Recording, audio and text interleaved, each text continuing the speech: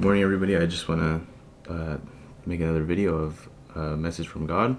Today, we're going to talk about changing your perspective with the help of God. I know, what does that mean? That means, when we go through very difficult and hard times, when the situation really isn't ideal, we tend to get really frustrated or mad, I guess, towards God or towards others, because I guess we don't really understand on why God gave us these difficult moments in life, right? Like, for instance, let's say you fail a class, or that relationship doesn't work out. Like, maybe you failed that class because God is showing you on how to improve.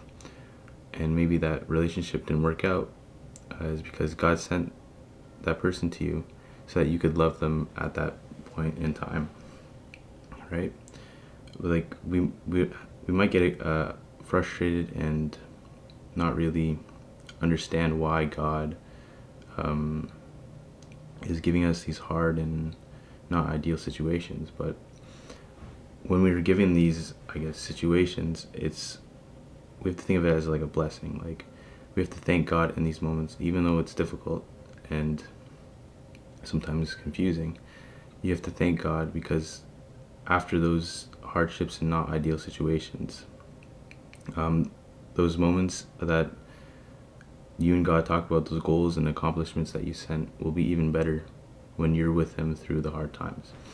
And two passages from the Bible that I think really speak on this is Isaiah 55, 8 verse 9, and it says, "For my thoughts are not your thoughts, my ways are not your ways, says Yahweh. For as the heavens are above the earth, so are my ways higher than your ways, and my thoughts above your thoughts."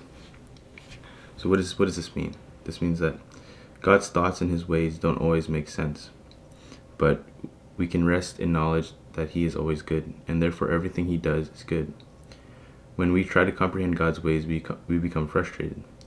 His ways are higher than our ways, and His actions often do not make sense to us. Right? Like, trusting in God always benefit you more than saying these negative and hurtful things. Right? And then the next verse is Romans 8, and it's verse 28, and it says, "We know that everything God works for the good of those who love Him, whom He called according to His plan." So this means that the verse is a promise from God to those who love Him and have been called to follow His purpose. It means that even during bad things, they work out, and the good of those who love God will be fulfilled. Right? And I know changing your perspective is hard, but you have to trust God in hard times always. Even when we say oh, why is that person doing better than us, or why are they so much further ahead of us, right? I mean, it's hard, but through God, He'll make it easier and show you your path, because everybody's path is different. And this kind of just correlates to an analogy I kind of just made up. I kind of think of everybody's life is like a puzzle. You can't go and use other people's pieces to complete your puzzle. And what I mean by this is that every piece of your life's puzzle is unique to you. Your experiences, your choices, your struggles, and your victories. Trying to force someone else's pieces into your puzzle doesn't create a complete picture. It creates confusion and frustration. Someone else's achievements, relationships, or even their paths of success might look perfect from the outside, but they don't necessarily fit into a bigger picture of your life. Your puzzle is yours for a reason. It's shaped by your dreams, your values, and the unique path that God has made for you. So instead of looking at someone else's puzzle pieces and wishing they were yours, focus on finding your own. Be patient with yourself. Sometimes it takes time to figure out where a piece fits, and that's okay. The beauty of your life's puzzle is that it's constantly evolving. Every challenge, every lesson, every moment of joy adds to the masterpiece that is uniquely you. And when you finally step back and look at a bigger picture, you realize it's worth it. not because it looks like someone else's, but it's authentically yours. So just embrace the pieces you're given in this puzzle and trust the process and trust God in everything you do. Right? Like, we can't be always negative in everything we do, because then we're not really living through God, right? And another thing from the daily prayer book, it says, the Bible says that wisdom is worth more than jewels, and nothing else you desire can compare with it. Having wisdom means that you know right from wrong, and then you choose to do the right thing.